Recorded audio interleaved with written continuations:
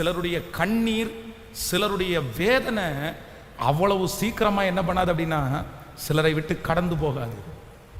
கோயம்புத்தூர் பட்டணத்திலே ஒரு மெயின் ரோட்டில் ஒரு பெரிய இடத்தோட ஒரு வயதான பாட்டி இருந்தாங்க.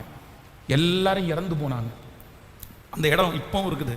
மிக முக்கியமான இடம், ஒரு ஜங்ஷன். அதனுடைய ஒரு சென்ட் இன்னைக்கு வந்து 1 கோடி ரூபாய் மதிப்பு வரும். அந்த இடத்தை ஒரு அரசியல்வாதி, ஒரு அரசியல் தலைவர் வந்து தனக்கு அபகரிக்க வேண்டும் என்று ஒரு முயற்சி எடுத்தார். பாலடைஞ்சு போய் கிடக்கிற இடம். அந்த இடத்துல அந்த அம்மாவை போய் சந்திச்சார். என்னம்மா, இந்த இடம் யாருடையது, யார் பேரில் இருக்குது? என்னுடையதாயா. உனக்கு யார் இருக்கா? எனக்கு யாருமே இல்லை.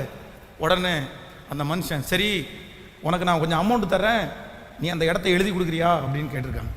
உடனே அந்த வயசான அம்மா என்ன சொல்கிறாங்க அப்படின்னா, வேண்டாம், நான் கொடுக்கல, யாருக்கும் கொடுக்க மாட்டேன். எனக்கு முன்னாடி ஒரு குழந்தைய ஒரு வீட்டில் வளர்த்துறாங்க, அவருடைய சொந்த, அந்த பையனுக்கு தான் இந்த இடத்த நான் கொடுப்பேன், அது எனக்கு வேணும், அதை நான் யாருக்கும் கொடுக்க மாட்டேன். ரெண்டாவது, என்னுடைய கணவனார் இங்கே தான் இறந்து போனார், நான் சாகிற வரைக்கும் கண்டிப்பாக எழுத போகிறது இல்லை அப்படின்னு அவங்க சொன்ன உடனே இவர் உடனே அது எப்படி இந்த அம்மாவை அப்படி விட முடியும் அப்படின்னு தன்னுடைய பலத்தை காண்பித்து, தன்னுடைய பலத்தை உபயோகப்படுத்தி அந்த அம்மாவை அங்கிருந்து துரத்திட்டாங்க. இந்த இடம் உன்னுடையது இல்லை அப்படின்னு சொல்லி, இது ஒரு கவர்மெண்ட்டுக்கு சொந்தமான இடம்னு சொல்லி அந்த அம்மாவை அந்த இடத்துல இருந்து துரத்தி, அந்த அம்மா அனாதையை போல ரோட்டில், அவ்வளோ பெரிய சொத்துள்ளவங்க, பல நாட்கள் ரோட்டில் இருந்து பிச்சை எடுத்து சாப்பிட்டு அப்படியே மரித்து போனார்கள். அந்த இடம், அந்த அம்மா இறந்து போனதுக்கு அப்புறம் ஒரு பெரிய பில்டிங் கட்டப்பட்டு அதில் ஒரு பெரிய வருமானத்தை பார்க்குற நோக்கத்தோட அந்த நபர் அதில் இறங்கி செஞ்சார். அவருக்கு இருந்தது ஒரே ஒரு மகன், ஒரே ஒரு மகன். ஆனால் கொடுமை என்னன்னா, ஒரு மனசுக்கு ரொம்ப கஷ்டமான விஷயம், அந்த ஒரு மகன் எந்த சொத்தையும் அனுமதிக்க முடியாதபடி பைத்தியமாக்கப்பட்டான். என்ன சொல்றாங்க, யார் சொல்றாங்க? எதுவுமே அவனுக்கு தெரியாது. இன்னைக்கும் கண்ணுக்கு முன்னாடி எதையுமே அனுபவிக்க முடியாம அந்த மனுஷன் இருக்கிறார். அதனால ஆண்டவருடைய பிள்ளைகளே, ரொம்ப கவனமாக கவனிங்க, ரொம்ப கவனமாக கவனிங்க.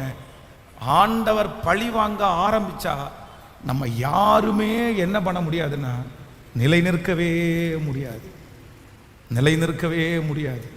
அதனால கர்த்தருடைய சமூகத்தில் தாழ்மையோட இருங்க. ஆண்டவரே, இன்னைக்கு ஊழியக்காரர் சொல்றது போல என் கைகளை உயர்த்தி நான் ஒன்று சொல்றேன், இனி மரணம் வரைக்கும், இந்த உலகத்தில் இருக்கிற வரைக்கும் என் மனசறிஞ்சு, எனக்கு தெரியும் இந்த சத்தத்தை கேட்கிற யாரோ ஒருத்தர், உங்க மனைவி உங்களுக்கு செய்த துரோகமா இருக்கலாம், கஷ்டமா இருக்கலாம், உடைய கணவன் உங்களை பண்ணின பிரச்சனையா இருக்கலாம், துரோகமா இருக்கலாம், பழி வாங்குற எண்ணம் உங்களுடைய இருதயத்துக்குள்ள வந்துட்டே இருக்கலாம். ஆனா ஆண்டவர் உங்களுக்கு வாக்கு கொடுக்கிறார், மகனே, நீ பழி வாங்கி நீ என்ன செய்ய போகிறாய்? பழி வாங்குதல் உனக்குரியது அல்ல. அந்த நபரிடத்துல பழி வாங்குறது உனக்குரியது அல்ல.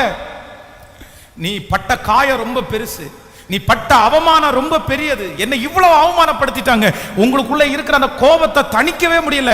ஆனால் ஆண்டவர் இன்றைக்கு தெளிவாக உன் கரத்தை பிடித்து கர்த்தர் பேசுறாரு, இல்ல இந்த வேலை உன்னுடையது கிடையாது, அதை என் கையில விட்டு நான் உனக்காக யுத்தம் பண்ணி உன் வழக்காடிகளோட நான் வழக்காடி, ஆமேன், உன்னோடு கூட இருக்கிறவர் பெரியவர் என்கிறதை நான் நிரூபிப்பேன். உன்னாலே தண்டனை கொடுக்க முடியாது, உன்னாலே அந்த மனுஷனுக்கு எதுவும் செய்ய முடியாது, நான் பார்த்துக் கொள்ளுகிறேன், நான் பார்த்துக் கொள்ளுகிறேன். ஹல்லேலூயா.